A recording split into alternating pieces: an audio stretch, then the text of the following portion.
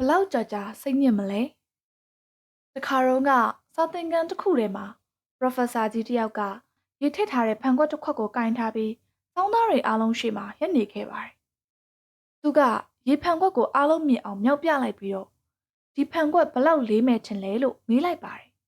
စောင်းသားတွေကလည်း50 gram 100 gram 125 gram အစသဖြင့်အပြိုင်ဆိုင်ခန့်မှန်းပြီးတော့ဖြေကြပါတယ်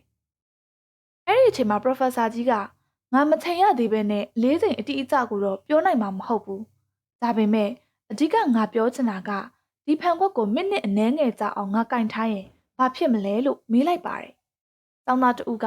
ဘာမှဖြစ်လာမှာမဟုတ်ပါဘူးလို့ဖြေလိုက်ပါတယ်။ Okay ဒါဆိုရင်ငါတနားရီကြာအောင်ကင်ထားရင်ဘာဖြစ်မလဲလို့ Professor ကြီးကဆက်မေးလိုက်ပါတယ်။တောင်းသားတွေကတူကဆရာကြီးလက်ညောင်ပြီးကိုက်လာပါမယ်လို့ဖြေပါတယ်။အဲ့ဒီတော့မှဆရာကြီးကမင်းပြောတာမှန်ပါတယ်။ငါတစ်နေ့လုံးကင်ထားရင်ရောဘာဖြစ်မယ်ထင်လဲလို့ဆက်မေးလိုက်ပါတယ်။ဆရာကြီးလက်တွေထုံကျင်ပြီးအစိုးတည်သွားနိုင်ပါတယ်။ခေယုံကိုတေးစာပေါက်တွားရနိုင်ပါတယ်လို့ကျောင်းသားတူကဖြေပါတယ်။အဲ့ဒီအဖြေကိုကြားတော့အခြားကျောင်းသားတွေကလည်းပွဲကျသွားပြီးထရည်ကြပါတယ်။ဆရာကြီးကကောင်းပြီဒီတော့ငါအခုပြောသွားတဲ့အချက်တွေထဲမှာဖန်ခွက်ရဲ့အလေးချိန်ပြောင်းလဲသွားတာပါလားလို့မေးလိုက်ပါတယ်။ကျောင်းသားတွေအားလုံးကလည်းတညီတညွတ်ထဲမပြောင်းလဲပါဘူးဆရာကြီးလို့ဝိုင်းပြီးဖြေကြပါတယ်။ဒါဆိုရင်ငါ့ကိုအဓိကနာကျင်စေတာကဘာလဲလို့ဆရာကြီးကမေးခွန်းထုတ်လိုက်ပါတယ်။ကျောင်းသားတွေကလည်းရုတ်တရက်ကြောင်းသွားပါတယ်။ဆရာကြီးကမေးခွန်းကိုလွယ်သွားအောင်ငါမနာကျင်ချင်းရင်ဘာလုပ်ဖို့လိုလဲလို့ပြောင်းမေးလိုက်ပါတယ်။ဒီတော့မှကျောင်းသားတွေကကင်ထားတဲ့ဖန်ခွက်ကိုချလိုက်ရုံပါပဲလို့ဖြေလာပါတယ်။မှန်လိုက်လေဆိုပြီးတော့ဆရာကြီးကနှစ်ထောင်အားရပြန်ပြောပါတယ်။ဘဝမှာရှိတဲ့ပြဿနာတွေကလည်းတကယ်တော့ဒီဖန်ခွက်လိုပဲကွမိနစ်အနည်းငယ်ကြာအောင်ခေါင်းထဲထည့်ထားရင်အဆင်ပြေသေးတယ်ဒါပေမဲ့အချိန်အကြာကြီးထည့်ထားရင်တော့အဲ့ဒီပြဿနာတွေကကိုယ့်ကိုနာကျင်အောင်စလုပ်ပါလိမ့်မယ်အချိန်အကြာကြီးခေါင်းထဲမှာထည့်ထားလေပူဆိုးလီပဲ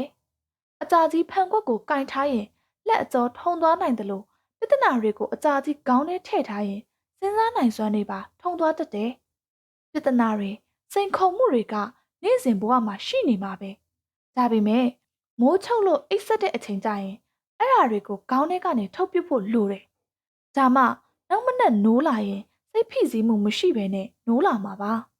မနက်တိုင်းလန်းလန်းဆန်းဆန်းနဲ့နိုးလာပြီးဘဝရဲ့ပြဿနာအသစ်တွေစိန်ခေါ်မှုအသစ်တွေကိုကောင်းမွန်စွာကင်တွယ်ဖြေရှင်းနိုင်မှာဖြစ်ပါတယ်လို့ Professor ကြီးကကျောင်းသားတွေကိုရှင်းပြခဲ့ပါတယ်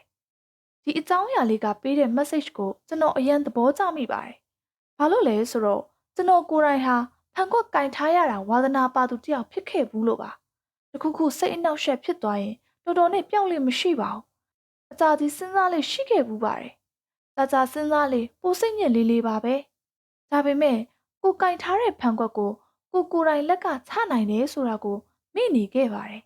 မကျေနပ်စရာရှိရင်တခါတလေတပတ်အထိစိတ်မကြည်တတ်ပါဘူးအဲ့ဒီအကျင့်ကြောင့်ပဲမပျော်ရွှင်ခဲ့ရတာများပါတယ်ဒါပေမဲ့နောက်ပိုင်းမှာဒီပုံမြင်လေးတွေကလို့စပြီးကျင့်သုံးခဲ့ပါတယ်။အကြာကြီးစိတ်ထဲမှာထည့်ထားတာဟာတကယ်တော့ကိုဒုက္ခပေးနေရတဲ့အတူတူပါပဲ။ချက်ချင်းထုတ်ပြစ်နိုင်လောက်အောင်မရင်ကျက်သေးပေမဲ့စိတ်ထဲကထုတ်ပြစ်တာအရင်ကထက်တော့မြန်လာခဲ့ပါတယ်။တကယ်တော့ဒီအလေးအကျင့်ကအကျိုးရှိပါတယ်။ပြဿနာတော်တော်များများကကိုမတွေးတော့ရင်မရှိတော့ပါဘူး။သူတို့နေထိုင်တာကကိုယ်စိတ်ထဲမှာပဲဖြစ်ပါတယ်။သူတို့ကိုနေစရာမရှိအောင်နှင်ထုတ်လိုက်ရင်ငပြောက်ပျောက်သွားတတ်ပါတယ်။အရန်လွယ်တဲ့အလေးအကျင့်တော့မဟုတ်ပါဘူး။ဒါပေမဲ့တဖြည်းဖြည်းလေ့ကျင့်ယူသင့်ပါတယ်။တကယ်အကျိုးရှိတဲ့အလေးအကျင့်မှုပါ။သင်ငယ်ငယ်တုန်းကအရှက်ရခဲ့တဲ့အဖြစ်အပျက်တစ်ခုခေါင်းထဲမှာရှိနေသေးလား။အဲ့ဒီအဖြစ်အပျက်ကိုပြန်စဉ်းစားလိုက်ရင်ဘာဖြစ်လိမ့်ရှိလဲ။ချက်လာပြီးတော့နေရထိုင်ရခက်ဖြစ်လာတယ်မဟုတ်လား။တကယ်တမ်းစဉ်းစားကြည့်ရင်အဲ့ဒီအဖြစ်အပျက်ကအခုမရှိတော့ပါဘူး။အဲ့ဒီအဖြစ်အပျက်ကပြီးဆုံးသွားခဲ့ပါပြီ။သင်ဘဝအပေါ်မှာလည်းတက်ရောက်မှုမရှိတော့ပါဘူး။ပြောင်းလဲယူလို့လည်းမရတော့ပါဘူး။ဒါပေမဲ့သင်စဉ်းစားတိုင်းသင်ကိုအဲ့ဒီအဖြစ်အပျက်ကဒုက္ခပေးပါတယ်။တကယ်တော့သင်က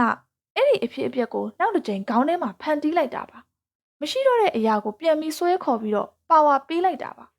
။တကယ်လို့သင်သာမစဉ်းစားတော့ရင်လုံးဝအသက်မဲ့နေတဲ့အရာပါ။သင်မကင်ထားပဲအောက်ချလိုက်လေရတဲ့ဖန်ခွက်တစ်ခုပါ။သင်အနေနဲ့အဲ့ဒီအရာတွေကိုဆုပ်ကင်မထားဖို့လိုအပ်ပါတယ်။ဒါကဥပမာပဲဖြစ်ပြီးတော့အခြားအရာတွေလည်းအများကြီးရှိပါသေးတယ်။ဗီဇာဟောင်းကြောင့်အိပ်ပြက်အစားပြက်ဖြစ်တာမျိုး အရင်ကမှားခဲ့ဘူးတဲ့အရာတစ်ခုကြောင့်စိတ်လီနေတာမျိုးစသဖြင့်ပေါ့ဒါတွေကတကယ်တော့အတိတ်ကြီးကိုမကောင်းမှန်းသိရနဲ့ဆုပ်ကင်ထားတာပါညောင်မှန်းသိရနဲ့ဖန်ခွက်ကြီးကိုကင်ထားသလိုပါပဲအဲ့ဒီဖန်ခွက်ကိုအောက်ချဖို့တင့်မှာအစွမ်းရှိပါတယ်မကောင်းတဲ့အတိတ်တွေကိုမညှိတွေ့အောင်ယုံထွက်ဖို့တင့်မှာအစွမ်းရှိပါတယ်တင်လှုပ်ကြည့်ဖို့ပဲလိုပါတယ်ဘဝမှာပြဿနာတွေမလှတဲ့အတိတ်တွေကြုံတဲ့အခါ